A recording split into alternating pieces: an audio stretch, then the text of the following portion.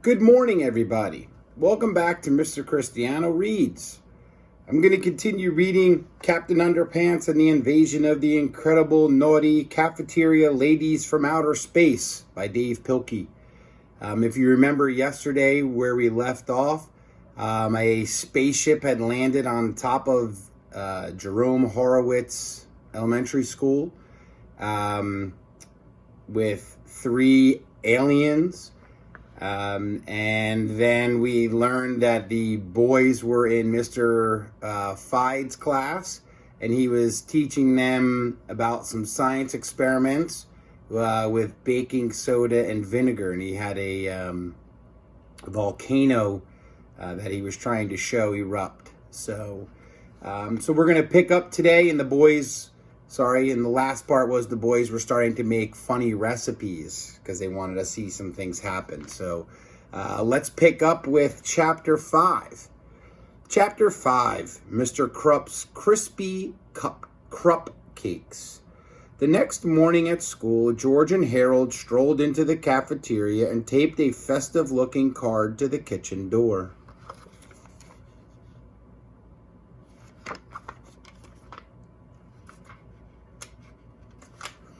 Soon the lunch ladies arrived. "Oh, look," said Miss Creant, the head lunch lady. "Today is Mr. Krupp's birthday, and he'd like us to make a batch of cupcakes just for him. Isn't that cute?" "I've got an idea," said the cook, Mrs. DePoint. "Why don't we surprise him with cupcakes for the whole school?" "Good thinking," said Miss Creant. "Let's see now. This recipe serves 10, and we have about 1,000 students and faculty in the school. So we need 100 eggs, 150 cups of flour, 200 boxes of baking soda, 7 quarts of green food coloring, 50 sticks of butter, 150 cups of sugar, and let's see, oh yes, 200 bottles of vinegar?" Uh-oh. This recipe is going to be very interesting. The lunch ladies scurried about, gathering everything they needed. They dumped the eggs, food coloring, milk, and baking soda into a large vat and began to mix thoroughly. Then somebody poured in the vinegar. Uh-oh. That's the end of Chapter 4. That was a quick one. Chapter 5. Chapter 6. What happens next? Please note, shake this book back and forth uncontrollably when you read the following word. Also, shout it out loud as you can. Don't worry, you won't get in trouble. Kabloosh!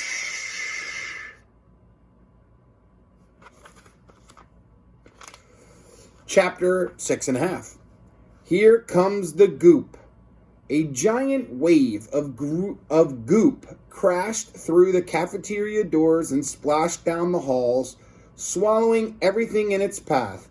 Books bags, bulletin boards, lunch boxes, coat racks, trophy cases. Nothing could stand in the way of the gigantic green glob of goo. It traveled down the north, east, and west wings of the school, covering everything from the drinking fountains to the text on this page. It squished into lockers and squished down the stairs. It billowed into and I can't read the rest because it got covered by the goop.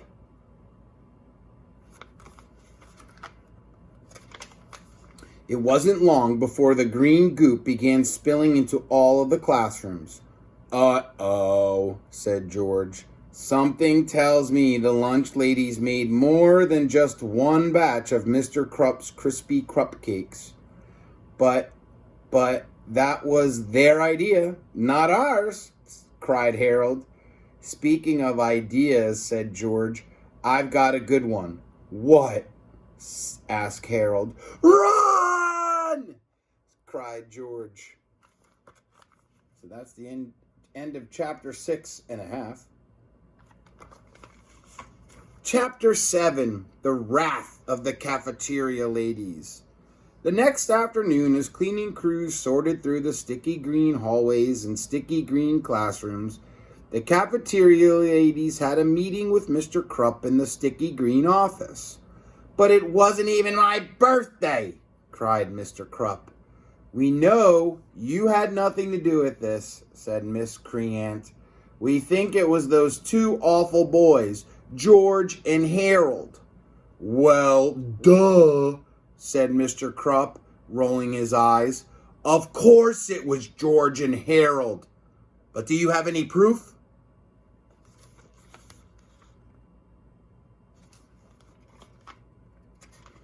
"Proof?" said the lunch ladies. "Why, George and Harold are always playing tricks on us. Every day they change the letters around on the lunch sign. They put pepper in the napkin dispensers and unscrew the caps of the salt shakers. They start food fights. They go sledding on our lunch trays. They make everybody laugh so the milk squirts out their noses. And they're constantly creating these awful comic books about us." Chapter 8, Captain Underpants and the Night of the Living Lunch Ladies by George Beard and Harold Hutchins. So here's an example of one of their comic books that they made about the ladies, the lunch ladies.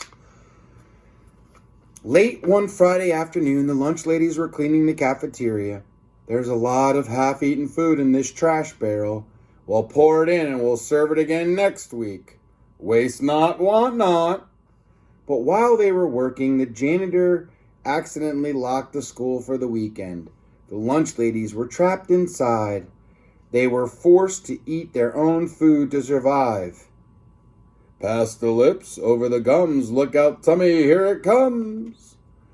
When the janitor returned on Monday morning, the lunch ladies were dead, victims of their own cooking. "Oopsie daisy," said the janitor. The janitor took the dead lunch ladies up the hill to bury them. This looks like a good place." But it wasn't. "This hill is haunted. Whatever you do, don't bury dead stuff here." Sorry, we'll try to get a better look at that. "Help!" The lunch ladies arose from the dead. "They're hungry for brains and they just attacked the gym teacher. But I thought you said they were hungry for brains." "This looks like a job for Captain Underpants." "What seems to be the problem?" "Living dead lunch ladies." "Don't worry. I'll give them wedgies." "Oh no, wedgie power doesn't work on the living dead." They got into a big fight. Captain Underpants was faster than a speeding waistband, more powerful than boxer shorts, and able to leap tall buildings without getting a wedgie. Tra-la-la-la! But the lunch ladies were strong too. They ran faster than their runny meatloaf gravy. They were more powerful than the stench of their sloppy Joel casserole, and they could leap tall buildings with the gassy after effects of their Texas-style 3-bean chili con carne.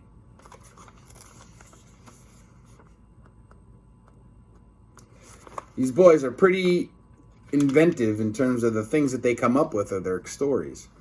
Soon they were all on top of a tall building.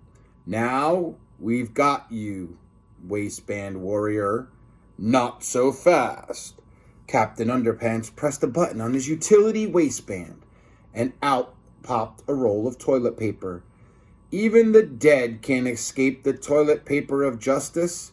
Captain Underpants lassoed the lecherous lunch ladies, but they had a trick up their sleeves. They poured Salisbury steak sauce on toilet paper of justice. "We're free! Let's get him, girls!" Uh-oh. Ah!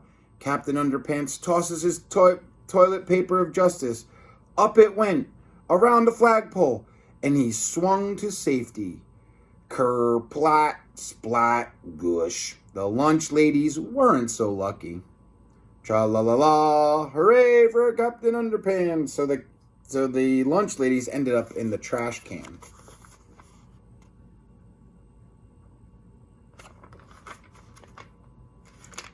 Chapter 9, Quitting Time.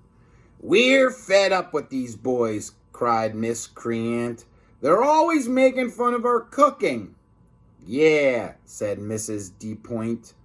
"Our food isn't that bad.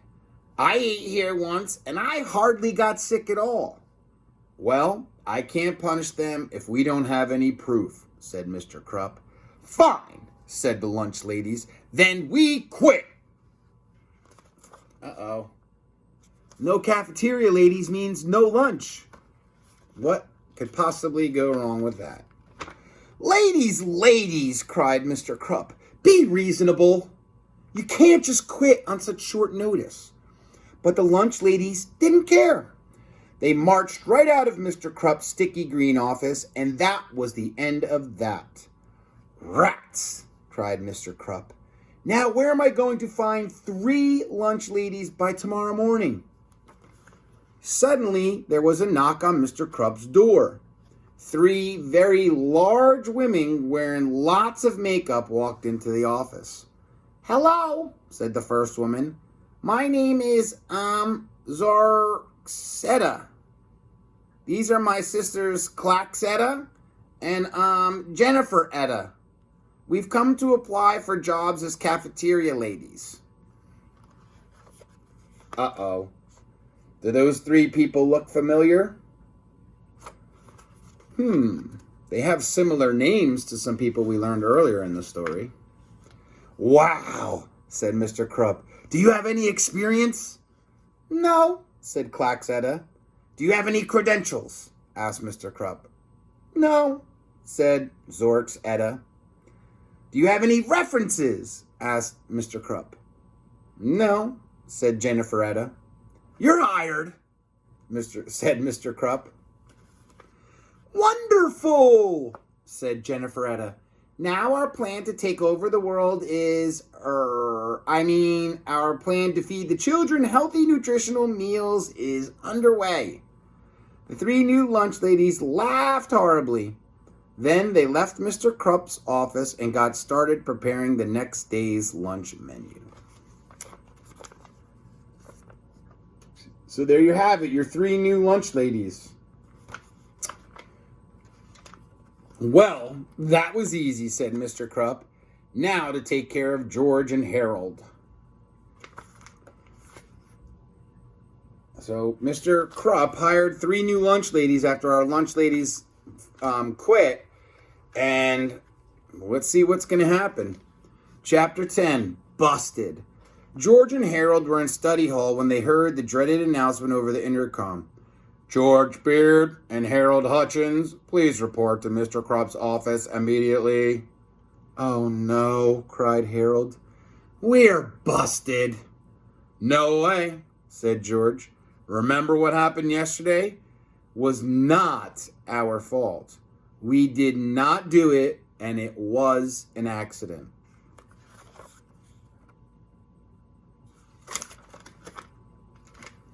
But Mr. Krupp was not as understanding. "I can prove it, but I can't prove it, but I know you boys are responsible for yesterday's disaster," Mr. Krupp said. "I'm going to punish you by taking away your cafeteria privileges for the rest of the year. No more cafeteria for you 2. "No more cafeteria food?" whispered Harold. "I thought he said he was going to punish us." "Yeah," George smiled. "Maybe if we're really bad, he'll take away our homework privileges too." "I heard that," screamed Mr. Krupp.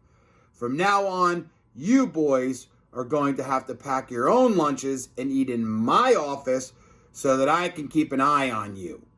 "Rats," said Harold. "But we didn't do it," George protested. "We didn't do it." "Too bad, bub," said Mr. Krupp.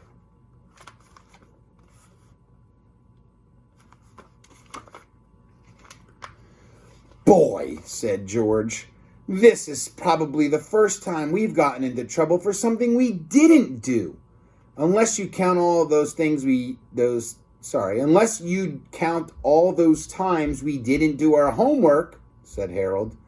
Oh, yeah, laughed George. All right. So there you have it. Chapters 5 through 10. The boys have gotten themselves into some trouble again. They don't seem to think they did anything.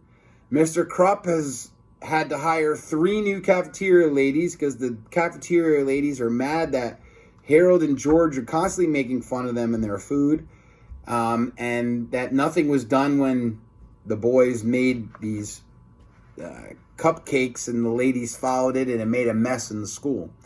So it'll be interesting to see what happens over the next few chapters. So I hope you come back to hear the rest of the story. Have a great day, and we'll see you next time on Mr. Christiano Reads. Goodbye.